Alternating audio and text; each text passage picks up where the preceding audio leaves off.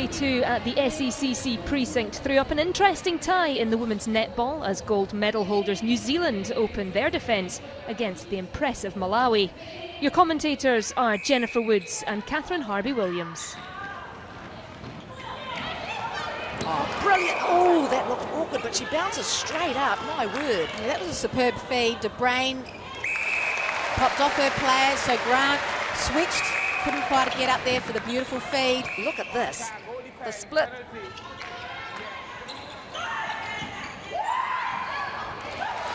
Good combination between Grant and De Bruyn. And what a ball from Henry. It's a trademark, isn't it? Loves to go to the shooter. And Tomonu loving that.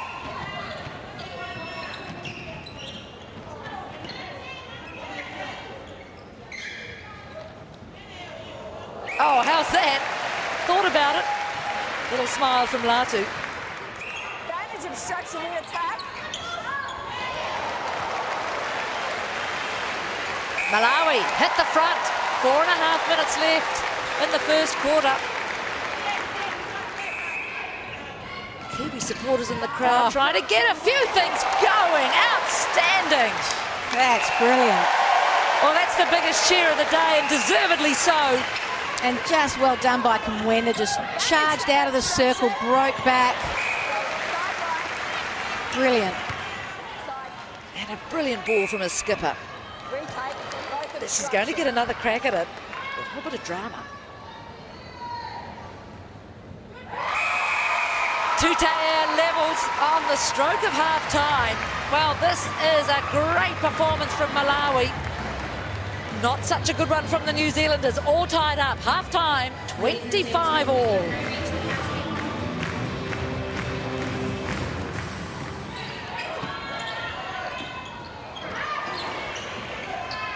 Oh, surely not. How good is that? Look at Janelle Fowler-Reid saying, how good is that? The Jamaicans. They know, well, they have to play both these sides.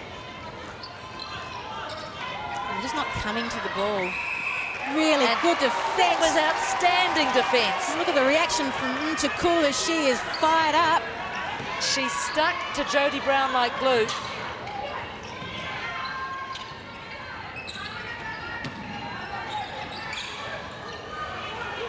Oh, Papua, brilliant. That's what New Zealand need. Needed to go to the post then, Sintoe. Advantage obstruction. That's a better feed from Langman.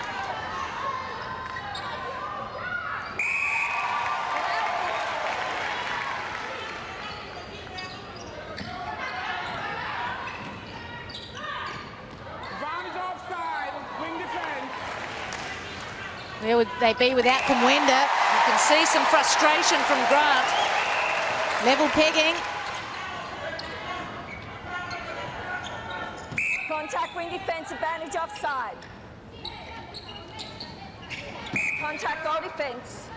We saw a great shot of that contact.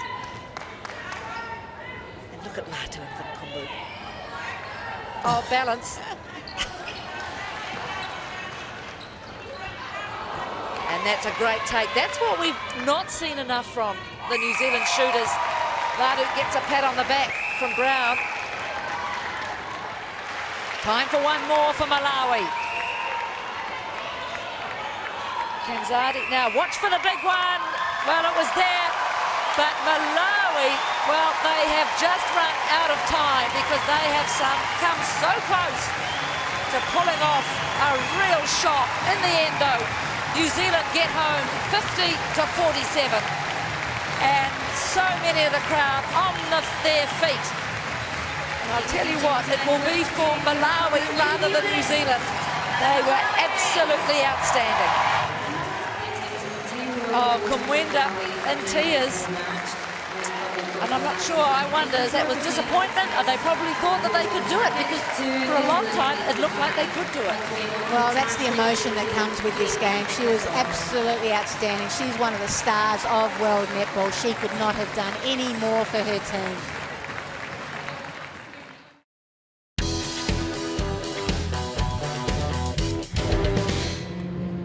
The boxing competition got underway at Glasgow's SECC precinct on day 2.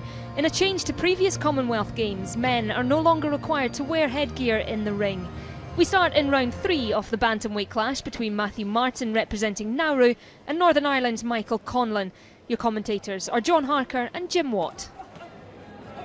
So the world number 2, Michael Conlon in the blue, well and truly on top here. See, John, a more experienced young man, you could send him out for a little bit of damage limitation, cover up, just get through it. But, I mean, this young kid's come here with big ambitions. He's putting everything he has into this. So he doesn't even want to make it easy for himself. He's trying to get himself back into it. You've got to commend him for it. But hopefully, Conlon will settle down a little bit. And through all of this, there's been a little bit of head movement in there, and Conlon's got a cut over his left eye. So that's the other thing about this. This is the number 2 boxer in the world in this division, and there's been a head clash. This fight should have been stopped a round ago, and what we could see here is Conlon wander away with a victory, but then not pass the medical before his next fight, depending on how bad this cut is. I'm all in favour of getting rid of the head guards, but not in long tournaments where fighters can win the fight, as you've just said, but can't continue because of injury. I think head guards, you make a good point that this is a fight that should have been stopped, but I would like to have seen head guards at least by choice, because that's a disaster for Conlon.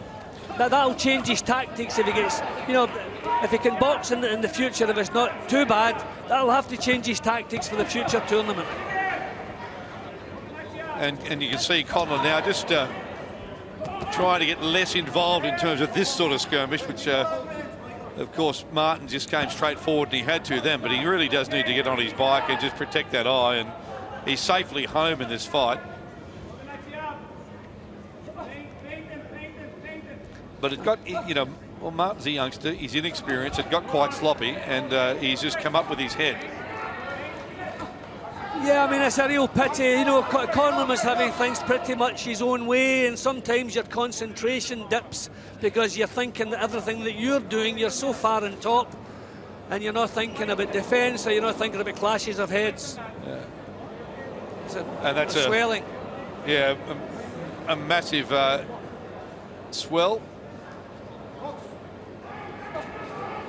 It's like a golf ball, but again, the way those left jabs just went straight through the gloves as he walked in. Yeah, he's been taking them flush all the way through. Gee, he's brave. This has been good news for young Martin, because Conlon's just coasting now. Doesn't want that damage, the eye damaged any more than it is. Hopefully it's not serious. It doesn't seem to be bleeding. It hasn't opened up again since they did that tiny little bit of treatment, so hopefully it's just a nick. We'll see.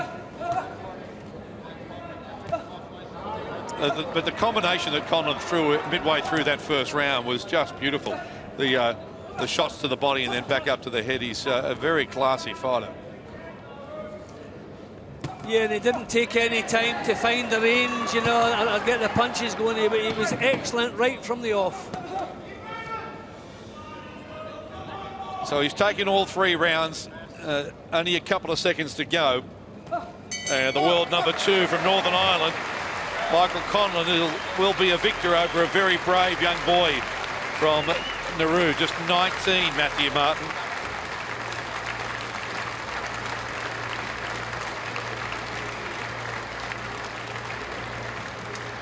Yeah, the first question when he goes back is how bad is the cut? So yeah, that was an entertaining little 3-rounder. There you go, they're the heads banging together. Really tragedy, hopefully not a tragedy that's going to get worse for the Northern Ireland man. In the blue corner, representing Northern Ireland. So he's through to the round of 16.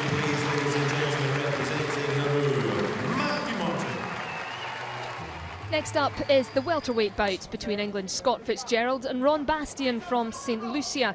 We join the fight in round 2.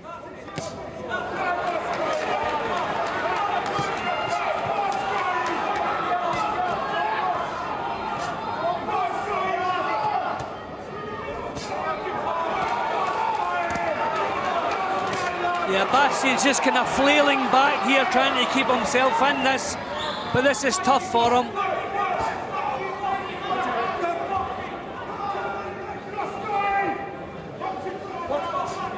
He's just losing his composure a little bit. He's not really been dangerous with the head, but he's all over the place.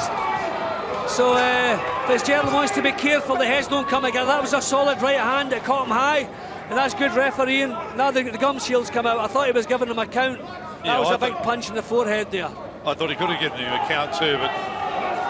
Yeah, it'd have been good refereeing because that was a powerful right hand landed on the temple.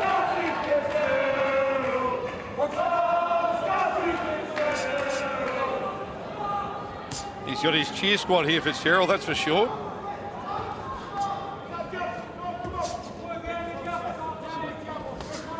At the dying stages of this second round, that's just a wild slap. Again, he's warned about the knuckle part of the glove.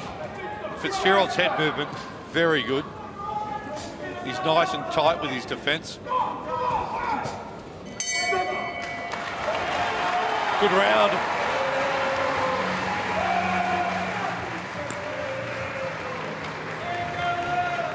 Yeah, I'm impressed with pretty much everything about him. The cool head, the way he keeps stepping up at the end of every exchange, the quality of the punching.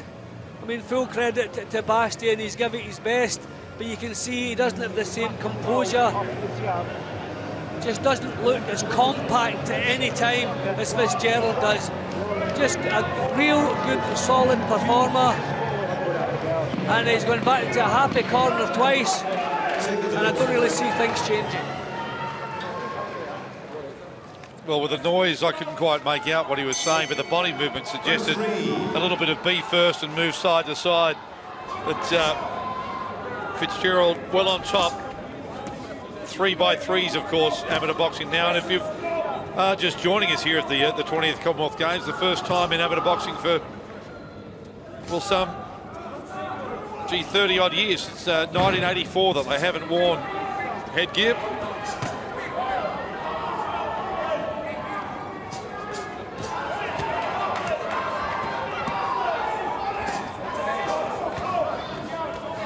Again, a good response from Bastian, but you just feel it's been forced out of him. There's the right hand we were asking questions about. He's turning the shoulder with the right hand now.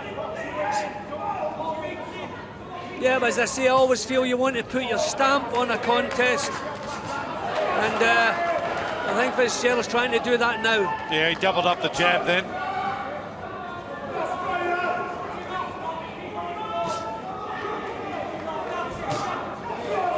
He's the right lead and he's taking him down with a massive left hook.